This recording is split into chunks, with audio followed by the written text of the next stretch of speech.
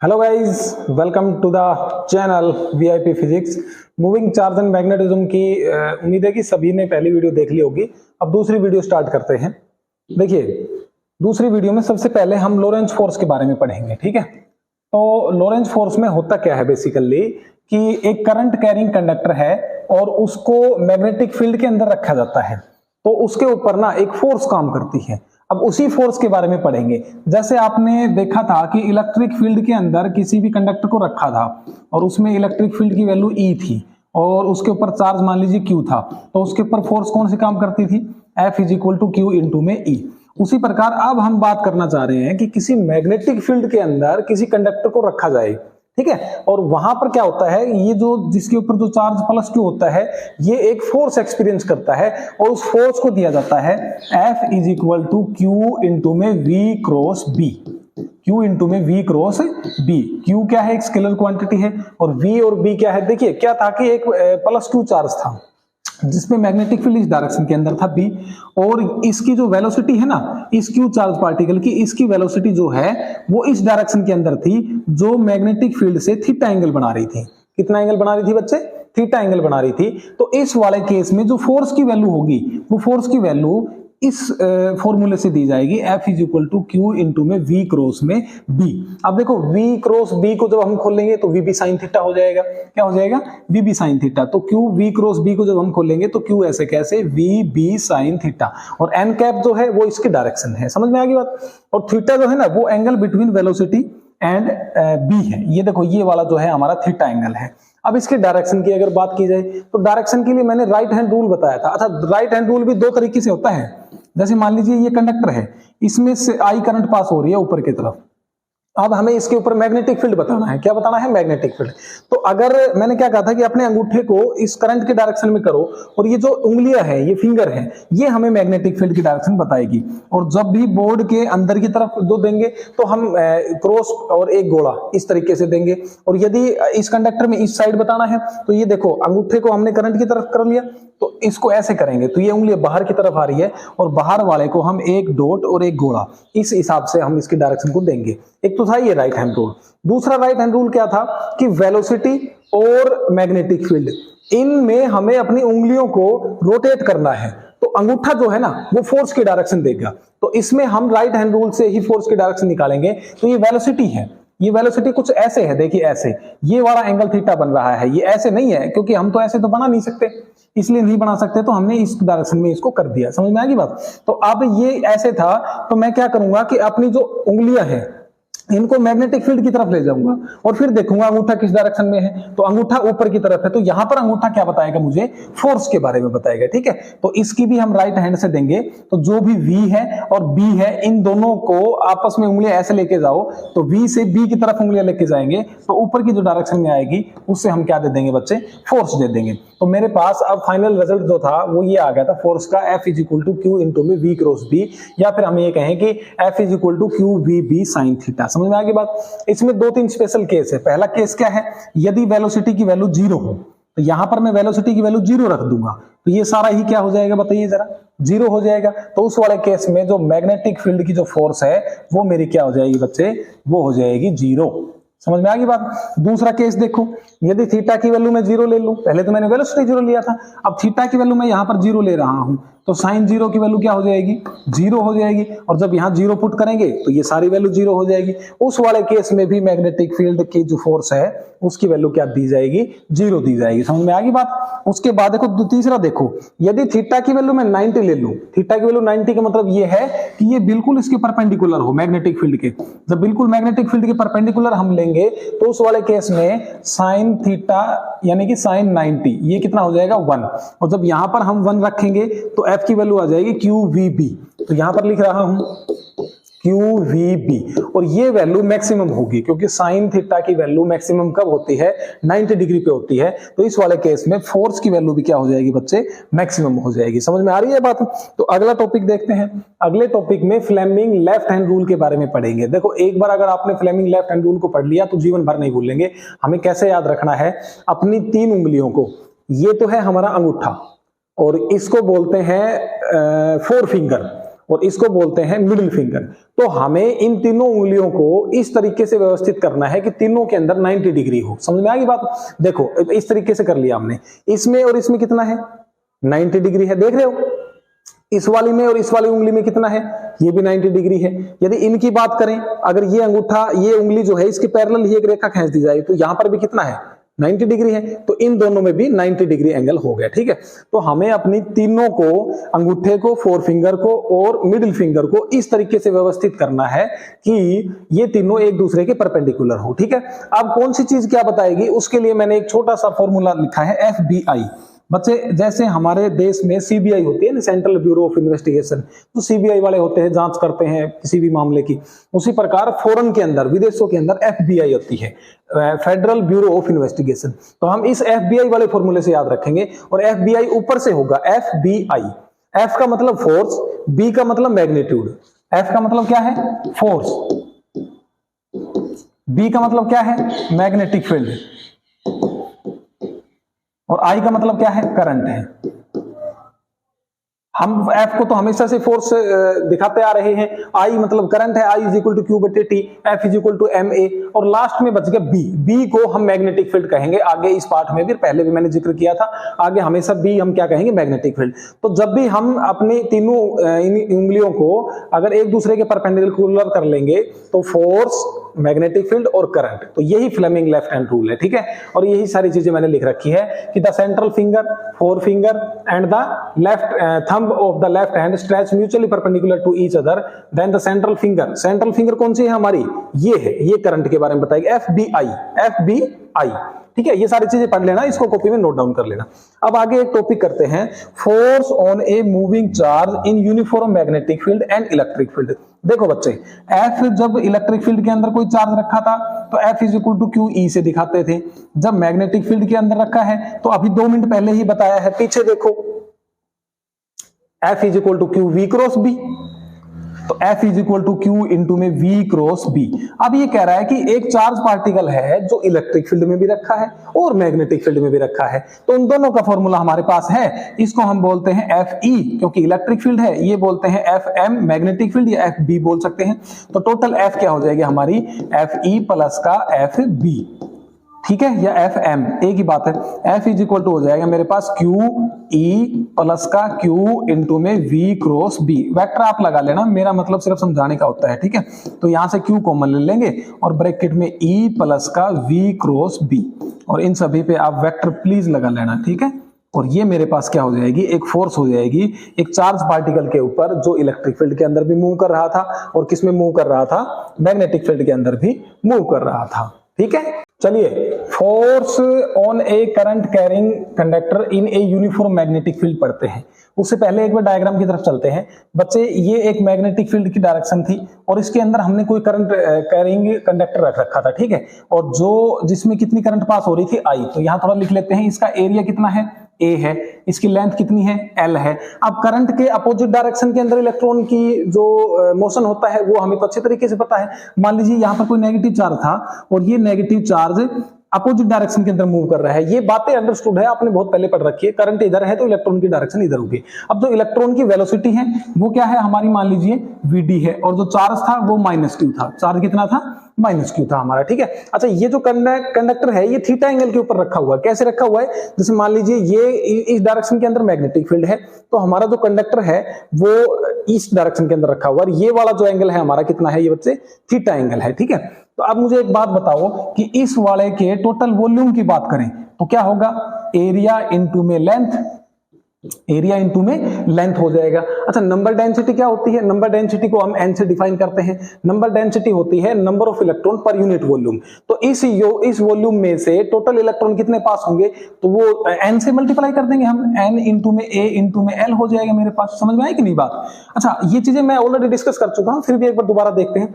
अच्छा, इसमें total charge की अगर बात की जाए तो टोटल चार्ज क्या होगा, यदि इलेक्ट्रॉन के ऊपर 1 चार्ज है, 1 कूलम चार्ज है, तो हम किसको 1 से मल्टीप्लाई कर देंगे। यदि टोटल चार्ज निकालना हो तो हम E से मल्टीप्लाई कर देंगे, तो N इंटू में A इंटू में L इंटू में E। हालांकि चार्ज की वैल्यू -E है, हम यहां माइनस ले सकते हैं, लेकिन फिलहाल मैं जो है मैग्नीट्यूड की बात कर रहा हूं, इसलिए मैं इसको प्लस ही लेकर चलूंगा। ठीक है, तो ये सारी चीजें मैं आपको बताना चाह रहा था कि F की वैल्यू हम किससे दे सकते हैं, Q इंटू में V क्रॉस में B से दे सकते हैं। इसको जब हम खोलेंगे तो इसको खोलने के बाद आ जाएगा F is equal to QVB sine theta. इतना समझ में आया बच्चे। टोटल चार्ज की वैल्यू मेरे पास है, टोटल चार्ज की वैल्यू मैं यहां पर पुट कर देता हूं, तो F की वैल्यू मेरे पास आ जाएगी कितनी, बोलो, Q की जगह रखो जल्दी, Q की जगह रखेंगे NaLe, और V ऐसे कैसे, B ऐसे कैसे, साइन थीटा ऐसे के ऐसे। ठीक है, अब एक रिलेशन हमने पढ़ा था करंट इलेक्ट्रिसिटी के अंदर, I is equal to NeAVT, पढ़ा था कि नहीं। तो इसमें हम लिखते हैं, देखो NeA और Vd, तो मेरे पास क्या क्या बच गया, L बच गया, B बच गया और साइन थीटा बच गया। इस NeAVd की जगह में क्या लिख सकता हूं, I लिख सकता हूं। तो F को मैंने लिख दिया, यहां पर ये L कर लेना आप, F को मैंने लिख दिया I, L ऐसे कैसे, B इंटू में साइन थीटा। जब बच्चे मैं इसको खोल के लिखूंगा या फिर क्रॉस प्रोडक्ट में लिखूंगा तो I इंटू में L क्रॉस B हो जाएगा, L क्रॉस में B। यहां पर अब एक इंपॉर्टेंट बात आती है डायरेक्शन की। किसकी बात आती है, डायरेक्शन की। तो देखिए जैसे राइट हैंड रूल से ही देंगे। अब मैंने Q is equal to V cross B में राइट हैंड रूल से दी थी ना, V की B से क्रॉस प्रोडक्ट करवाओ तो अंगूठा हमारा फोर्स की डायरेक्शन बताएगा। अब देखो मैग्नेटिक फील्ड इस डायरेक्शन के अंदर था और वेलोसिटी हमारी इस डायरेक्शन के अंदर थी, समझ में आ गई बात। ऐसे था ये मैग्नेटिक फील्ड, ये ऐसे। तो जब मैं V की B से क्रॉस प्रोडक्ट करवाऊंगा तो अंगूठा हमारा फोर्स के डायरेक्शन देगा। तो बच्चे यहां पर चार्ज जो है वो हमारा यहां पर कितना, कौन सा था, नेगेटिव था। तो इस वाले केस से जस्ट अपोजिट डायरेक्शन हम कंसीडर कर लेंगे। इस वाले केस से F is equal to Q into में V क्रॉस B में जो फोर्स की वैल्यू आती थी ना, उससे अपोजिट। ऐसा क्यों हुआ, क्योंकि चार्ज की वैल्यू नेगेटिव है। ठीक है, तो नेगेटिव है तो डायरेक्शन भी बदल जाएगी। तो अब मैं Q is equal to V cross B करूंगा। ये B था, ये V था हमारा, देखो ऐसे है, ये B और ये V। तो इसकी मैं क्रॉस प्रोडक्ट करूंगा तो V से और B की तरफ फिंगर को लेकर आओ और अपना अंगूठा देखना किस डायरेक्शन के अंदर है। तो V क्रॉस B, अंगूठा नीचे की तरफ है तो फोर्स नीचे है, तो इससे अपोजिट कौन सी होगी, ऊपर के डायरेक्शन के अंदर होगी। तो ये हमारी क्या हो जाएगी बच्चे, फोर्स हो जाएगी। तो I hope you got the idea about the force on a current carrying conductor in a uniform magnetic field. देखो दोस्तों, अगला जो टॉपिक है वो हमारा क्या कह रहा है कि force between two parallel infinite long conductor. सबसे पहले तो हमने किसी भी वायर के लिए करंट अगर आई था तो उसमें मैग्नेटिक फील्ड की वैल्यू निकाली थी। अगर ये लेंथ L थी तो म्यू नॉट I अपॉन में 2 पाई R, किसी R डिस्टेंस के ऊपर। आपको याद होगा ये इनफाइनाइट वायर लिया था, यहाँ पर φ1 था, यहाँ पर φ2 था, इसमें φ1 और φ2 की वैल्यू हमने 90 डिग्री ले ली थी। तो ये आपको याद रखना है, म्यू नॉट I अपॉन में 2 पाई R। अरे याद आया कि नहीं आया। चलिए, तो सबसे पहले मैं मैग्नेटिक फील्ड निकालता हूं B1। B1 मैंने किसको नाम दिया है, B1 मैंने नाम दिया है कि जो PQ वायर है हमारा, P से लेकर Q तक, R से लेकर S तक, 2 वायर थे, दोनों की लेंथ हमारी L थी, समझ में आ गई। और ये दोनों R डिस्टेंस के ऊपर एक दूसरे से अपोजिट रखे हुए थे, R डिस्टेंस के ऊपर। तो मैं ये कहना चाह रहा हूं कि I इसमें करंट पास हो रही है, I2 इसमें करंट पास हो रही है।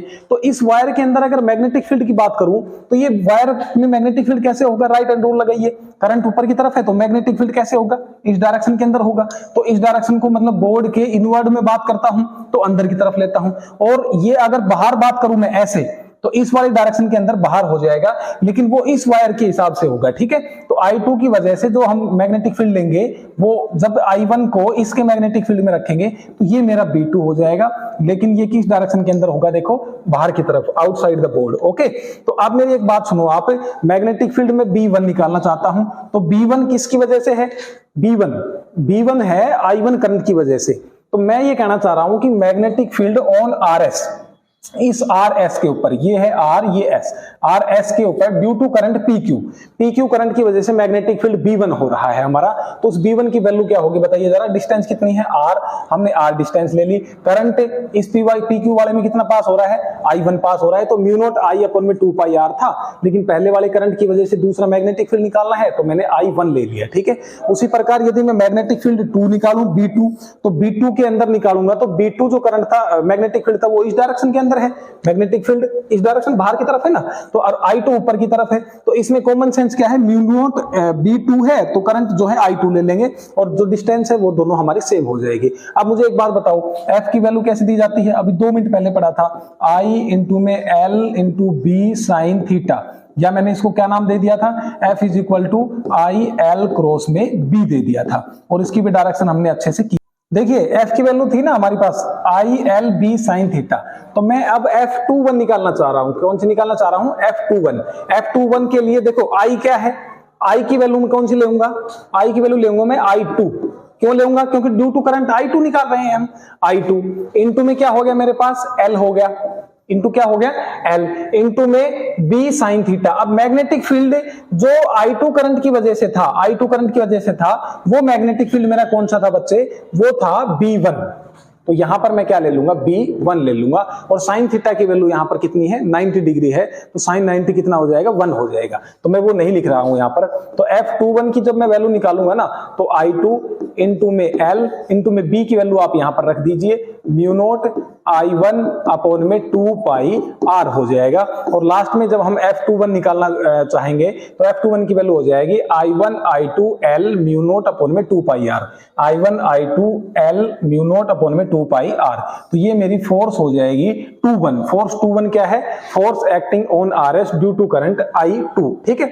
उसी प्रकार मैं अगर F12 की बात करूं तो F12 में भी मैं वैसे ही निकालूंगा, I L B sine theta, sine theta की वैल्यू 90 डिग्री है, तो ये तो कितना हो जाएगा 1, तो इसमें अब मैं करंट कौन सी लेऊंगा बताइए जरा, इसमें करंट कौन सी ली जाएगी, इसमें करंट हमारी सिंपल I1 ली जाएगी, इनटू में मैग्नेटिक फील्ड कौन सा लिया जाएगा, मैग्नेटिक फील्ड B2 लिया जाएगा, क्योंकि I1 करंट जो है मैग्नेटिक फील्ड B2 के अंदर रखा हुआ है, I2 जो करंट है वो मैग्नेटिक फील्ड B1 के अंदर रखा हुआ है, ठीक है।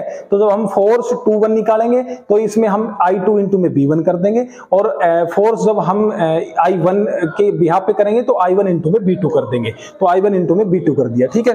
तो I1 की वैल्यू ये हो गई, B2 की वैल्यू क्या थी मेरी, म्यू नॉट I2 अपॉन में 2 पाई इंटू में R, और इंटू में L था, साइन थीटा की वैल्यू 1 हो गई थी। तो मैंने ये देखा कि F12 की वैल्यू भी कितनी आ गई, जो पहले आई हुई थी वही वैल्यू आ गई, mu naught I1 I2 L upon में 2 पाई और R हो जाएगा, ठीक है। तो यहां से वैल्यू वही है, यहां से भी वैल्यू वही है, तो हमने ये देखा कि जो दोनों फोर्स हैं F12 और F21 वो दोनों फोर्स बराबर है, mu naught I1 I2 L upon में 2 पाई R।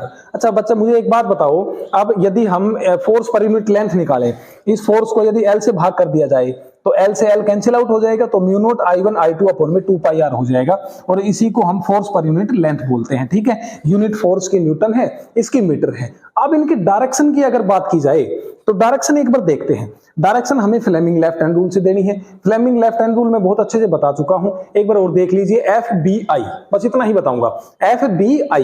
तो मुझे इसके इस वायर में और इस वायर में इन दोनों के बीच में कैसे फोर्स लग रही है उसको मुझे कैलकुलेट करना है। तो फोर्स कौन बताता है हमें, FBI, फोर्स ये बताता है। एक बार इसको बंद कर दीजिए, ठीक है। अब मेरे पास BI बच गया, तो मैं ये कहना चाह रहा हूं कि इस वायर के अंदर जो मैग्नेटिक फील्ड था वो बाहर की तरफ था, मैग्नेटिक फील्ड देखो ये हमने लिख रखा डॉट, ये डॉट बाहर की तरफ था ना, तो मैग्नेटिक फील्ड ये वाली लाइन बताती है, तो मैग्नेटिक फील्ड को मैं इस डायरेक्शन के अंदर कर लेता हूं, मैग्नेटिक फील्ड को मैंने इस डायरेक्शन के अंदर कर लिया। अब बात कीजिए करंट की, तो ये करंट बताता है, तो करंट मैंने इस डायरेक्शन के अंदर कर लिया। अब अपना अंगूठा खोल दीजिए, तो फोर्स किस डायरेक्शन में हुई, इस वाले डायरेक्शन में, और यही मैंने फोर्स की वैल्यू निकाल रखी है, तो आप F की वैल्यू आराम से निकाल सकते हो। उसी प्रकार इस वायर की बात करें तो इस वायर के ऊपर मैग्नेटिक फील्ड बात करें तो मैग्नेटिक फील्ड इसमें अंदर की तरफ है, और अंदर को हम कैसे लिखते हैं, इस डायरेक्शन के अंदर लिखते हैं, तो अंदर की तरफ है तो वही दोबारा करेंगे, फोर्स को एक बार के लिए बंद कर दीजिए, ये B है ये I है, तो B किस डायरेक्शन के अंदर है, B अंदर की तरफ है, तो इस वाली उंगली को मैं अंदर की तरफ ले लूंगा। करंट किस डायरेक्शन में है, ये करंट बताता है,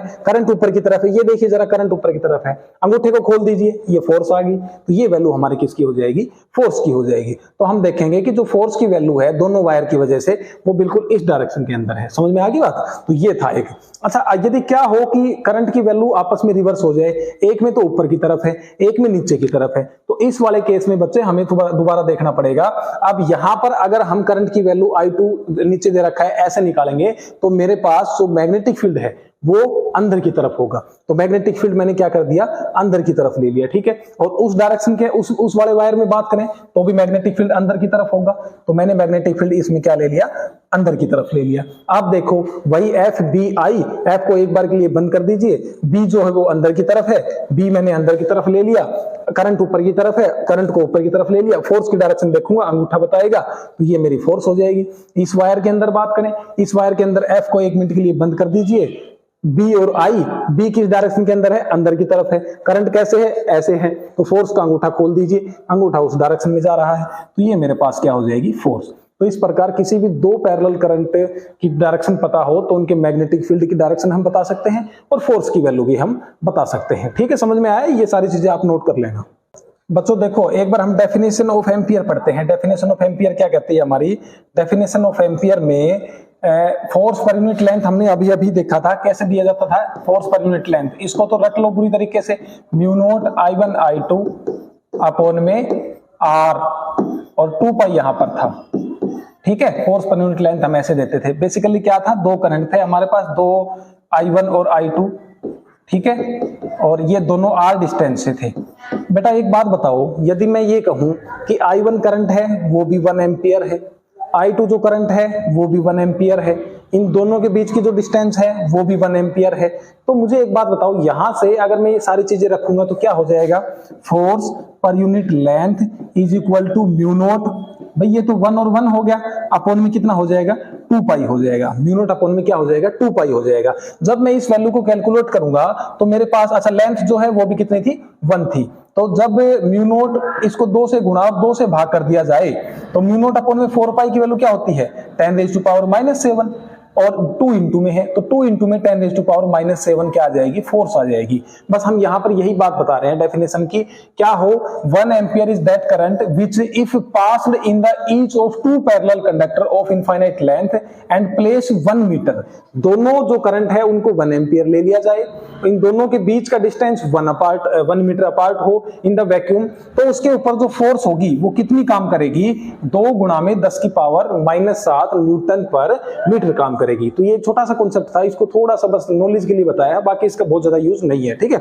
अब देखो representation of magnetic field due to a parallel current, तो हमने बताया था जब ये करंट था तो हम अपने अंगूठे को ऐसे करते हैं तो इस डायरेक्शन के अंदर मैग्नेटिक फील्ड लगता है, इसको बाद में देखेंगे, पहले ये देखिए जरा, इसमें ऊपर की करंट है तो ऊपर अंगूठा कर लिया और इस डायरेक्शन के अंदर कर दिया तो मेरे पास ऐसे होगा, इधर ऐसे और यहां नीचे, समझ में आ गई बात। फिर दोबारा करूंगा तो दोबारा भी मैंने ऐसे कर दिया, यहां ऊपर यहां पर नीचे, तो यही डायरेक्शन इनकी बता रखी है। तो इस वाले करंट की बात करें, फिलहाल इसको आप भूल जाओ, इस वाले की बात करें तो इसमें ऐसे लगेगा, तो ऐसे और बाहर की तरफ, ठीक है। उसी प्रकार इस करंट के अंदर बात करें तो इसमें भी ऐसे ही लगेगा, इसमें बाहर की तरफ और अंदर की तरफ। लेकिन जब बिल्कुल इनको नजदीक नजदीक लेके आते हैं तो लास्ट में जो है ये ऐसे दिखाई देना स्टार्ट हो जाता है, ऐसे, इस टाइप से, समझ में आ गई बात। तो यहां एक और बनाए तो बिल्कुल ऐसे, ये ऐसे हो जाएगा, यहां पर ऐसे, यहां पर ऐसे और ये ऐसे, समझ में आ गई बात। तो ये है हमारा रिप्रेजेंटेशन ऑफ फील्ड लाइंस, या फिर हम ये कहें मैग्नेटिक फील्ड। अगर इसको टॉप व्यू देखें तो इस डायरेक्शन के अंदर दिखेगा, ये करंट था और यहां पर ऐसे जाता जा रहा है, ऐसे जाता जा रहा है, और ये वापस मिलता जाता है, वापस इस डायरेक्शन के अंदर है, ये इधर हो जाएगी, इसी प्रकार ये मिलता हुआ जाता है, ठीक है। और लास्ट में ये बिल्कुल ऐसे हो जाएगा, और एक टाइम ऐसा आएगा कि बिल्कुल ऐसे बढ़ा देंगे। समझ में आई कि नहीं आई, बोलो। देखो अगला टॉपिक है हमारा torque due to a magnetic force on a current carrying loop. बच्चे इसमें पहले आप समझो इस बात को, डायग्राम को देखते हैं थोड़ा सा। एक लूप है हमारे पास ABCD, ये मैग्नेटिक फील्ड के अंदर रखी हुई है, ठीक है। कुछ ऐसे आप ये मान के चलो कि ये हमारे पास ABCD है और ये मैग्नेटिक फील्ड के अंदर रखी हुई है। अगर इसके एरिया की बात करें तो एरिया परपेंडिकुलर होता है, ये मैंने बहुत अच्छे से बता रखा है, ठीक है। फिलहाल हम बात करते हैं AB और CD में। तो मुझे ये बात बताओ कि फोर्स हम कैसे देते हैं, फोर्स कैसे निकालते हैं, जल्दी बताइए। ILB साइन थीटा, फोर्स की वैल्यू ऐसे ही तो देते हैं, ILB साइन थीटा। इसमें बेसिकली थीटा क्या क्या होता है, ये L और B में, और L कौन सा होता है, जिस डायरेक्शन के अंदर करंट होता है उसी को हम जो है ना L कंसीडर करके चलते हैं। तो अब मैं जो B है वो भी इसी डायरेक्शन के अंदर है, और यहां पर जो लेंथ है B, यहां पर ये वाली लेंथ ये भी इसी डायरेक्शन के अंदर है, तो यहां पर थीटा की वैल्यू क्या होगी बताइए जरा, 0 हो गया।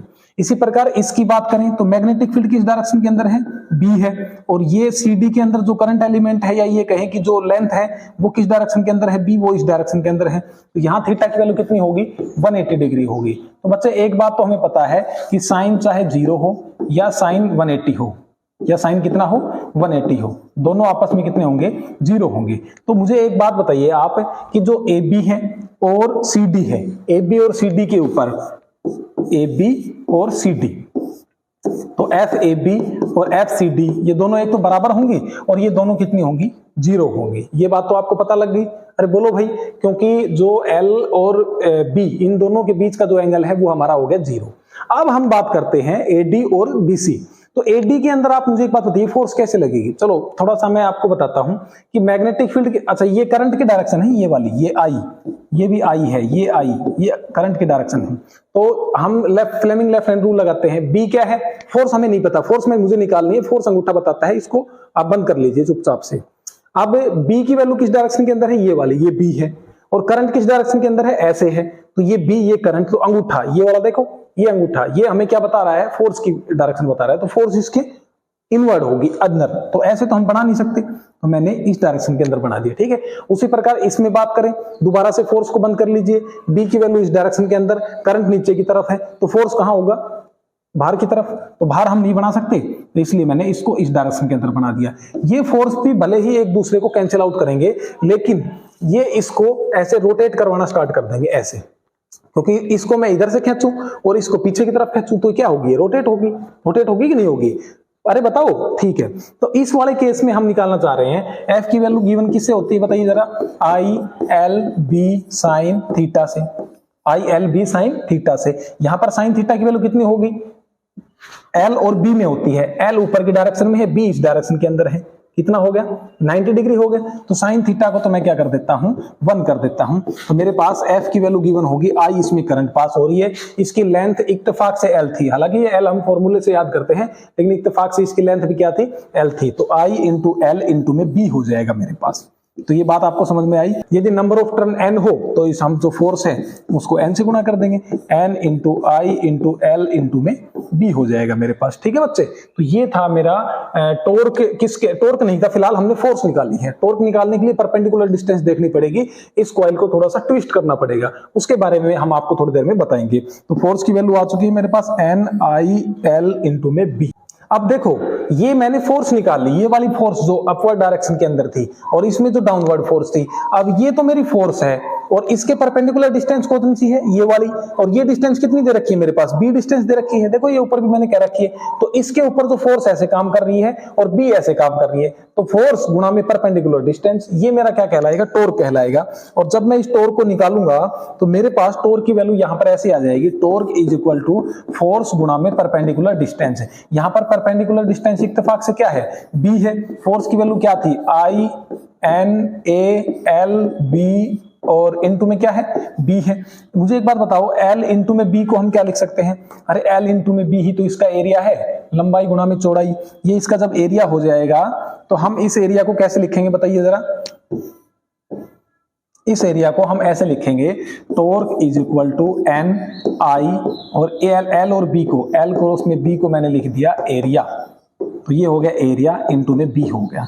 तो ये मेरा सिंपल टॉर्क हो गया जब एक मैग्नेटिक फील्ड के अंदर किसी कॉइल को हमने रख रखा।